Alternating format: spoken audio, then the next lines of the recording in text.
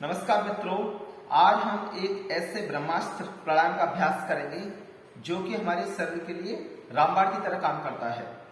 हमारे शरीर में किसी प्रकार की वीकनेस हो, उस वीकनेस को दूर करने के लिए हमारा वस्त्र का प्राणायाम रामबाण की तरह काम करता है। साथ ही जिनको कफ से संबंधित रोग होते हैं, सर्दी, खांसी, जुकाम, दमा, अस्थमा, नजला आदि इन बीमारियों को ठीक करने के लिए हम इस ब्रह्मास्त्र प्राणायाम का अभ्यास करें। इस प्राणायाम के द्वारा हम अपने शरीर में, अपने ब्लड में ऑक्सीजन के लेवल को बढ़ा सकते हैं। हम ये भी जानते हैं कि हमारे शरीर में 99% बीमारियां लैक ऑफ ऑक्सीजन की वजह से होती हैं। तो हम डेली वस्त्र का प्राणायाम का अभ्यास करें 5 मिनट। इसके 3 वेरिएशन आज मैं करके बताऊंगा, 3 से 4, और किस वेरिएशन को कब करना है कब नहीं करना है ये भी हम सीखेंगे। तो आइए पहले हम इस प्रकार आराम से बैठ जाएं, ध्यान मुद्रा लगा के, और दोनों पैरों को आप चाहे तो इस प्रकार बैठ सकते हैं सुखासन में, या एक पैर को ऊपर रखें सिद्धासन में, या फिर पद्मासन में। बैठने के बाद अपनी कमर गर्दन को सीधा रखें, दोनों हाथ ध्यान मुद्रा में इस प्रकार। और जिनको जोड़ों से संबंधित रोग रहते हैं, बात रोग होते हैं, तो वो इस प्रकार फर्स्ट फिंगर को फोल्ड करके ये वायु मुद्रा में बैठे, तो ये जॉइंट्स पेन में लाभ करता है।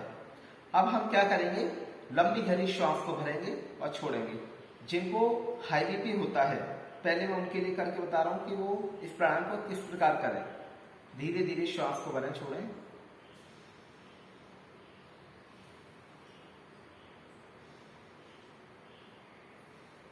Slowly inhale, slowly exhale.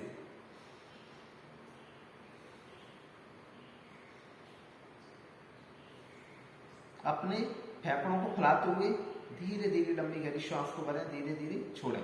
तो इस प्राणायाम का अभ्यास 5 मिनट करना है जिनको हाई बीपी होता है। अब जिनको लो बीपी होता है वो किस प्रकार करें। लो बीपी वाले मध्यम गति से भी कर सकते हैं, मीडियम स्पीड से, और फास्ट भी कर सकते हैं। तो पहले हम करेंगे मीडियम स्पीड से, सेकंड वेरिएशन। धीरे से श्वास को भरना है और झटके से छोड़ना है।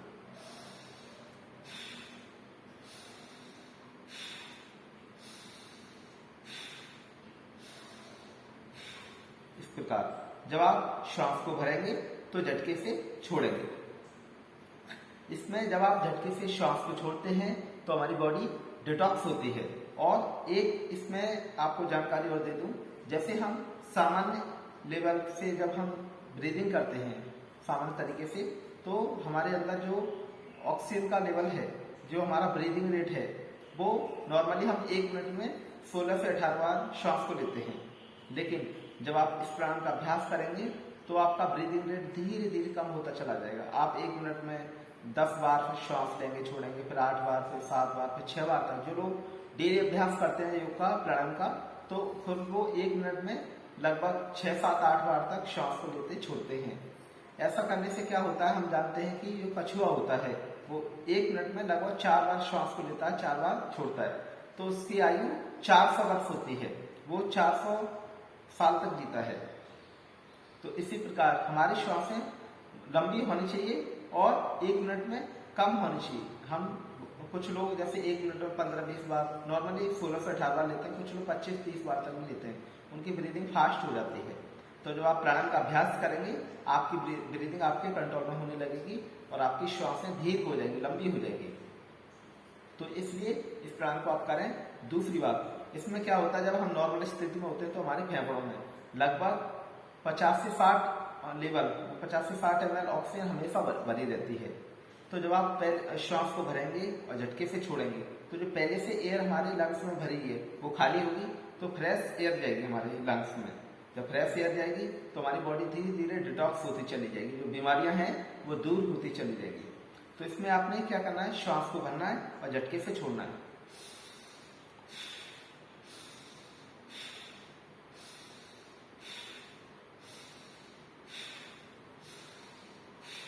Exhale more than inhale. तो ये ध्यान रखना है, जितना हम श्वास को लेते हैं उससे ज्यादा छोड़ना है। तो जब आप ज्यादा छोड़ेंगे तो पहले से एयर हमारे, जो पहले से वायु हमारे फेफड़ों में भरी हुई है तो खाली होगी, तो फ्रेश ऑक्सीजन हमारे अंदर आएगी।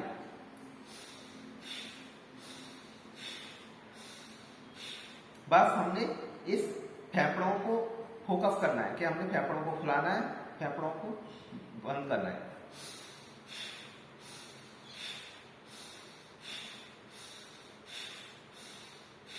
ये श्वास लेने का, छोड़ने का सही तरीका होता है कि आप अपने फेफड़ों में श्वास को भरें, फेफड़ों में छोड़ें।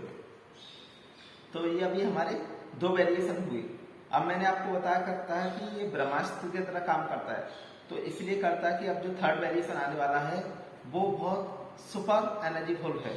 तो इसको हम ऐसे करते हैं, केवल चेस्ट वाले रीजन को हम अप एंड डाउन करेंगे।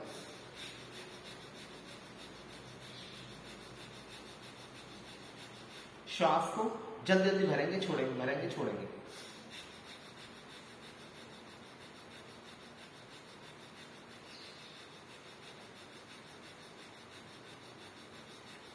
कुछ लोग इसमें कंधों को मूव करना है, कंधों को मूव करते हैं तो कंधों को मूव नहीं करना है, ऐसे करते हैं कुछ लोग।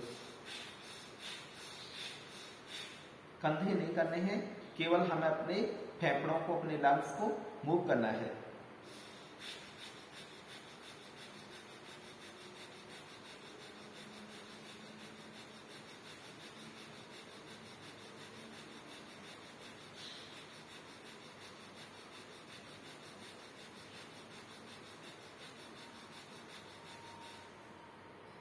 जब आप इस प्राणायाम का अभ्यास 1 मिनट से लेकर 5-10 मिनट तक करेंगे तो देखेंगे हमारी इम्यूनिटी पावर बेस्ट हो जाएगी, हमारी इम्यूनिटी पावर जबरदस्त हो जाएगी। रोग प्रतिरोधक क्षमता को बढ़ाने के लिए ये हमारा भस्त्रिका प्राणायाम रामबाण की तरह काम करता है।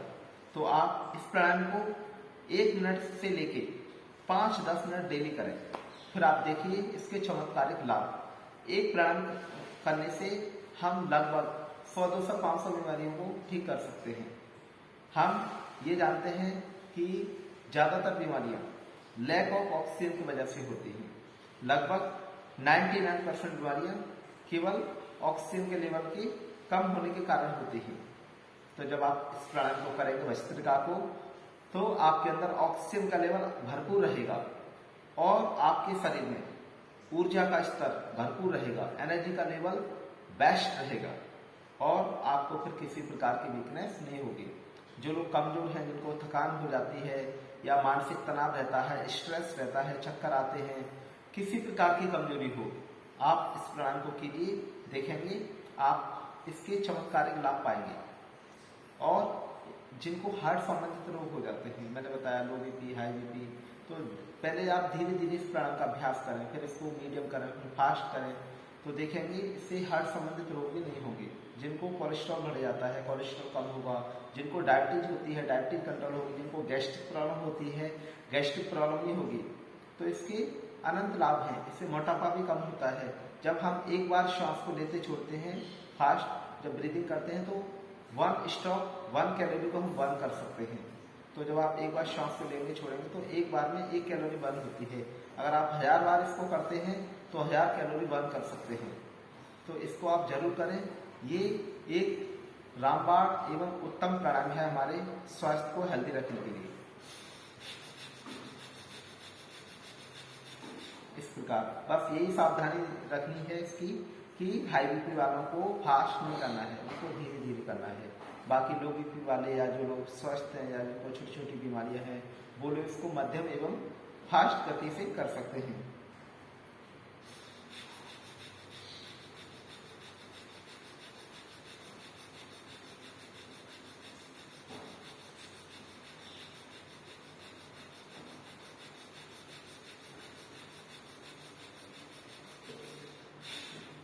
तो इस प्राणायाम को आप जरूर करें। सुबह उठ के करना है खाली पेट, और अगर आप दिन में करना चाहें तो खाना खाने के 1-2 घंटे बाद आप कभी भी कर सकते हैं। बाकी इसको सुबह खाली पेट करना है। बाकी इसमें आप जैसे कोई कुछ लोग लेटे लेटे भी कर सकते हैं, उनको कोई असाध्य रोग हो जाते हैं, उठ नहीं पाते हैं, तो लेट के भी कर सकते हैं, आप बैठ के भी कर सकते हैं।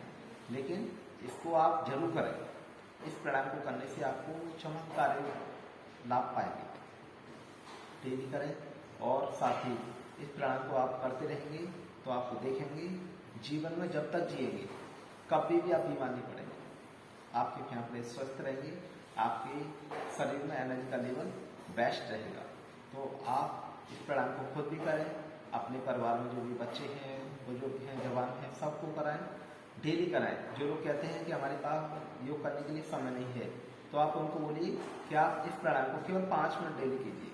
तो हम जब तक जिएंगे स्वस्थ एवं दीर्घायु जी सकते हैं। धन्यवाद।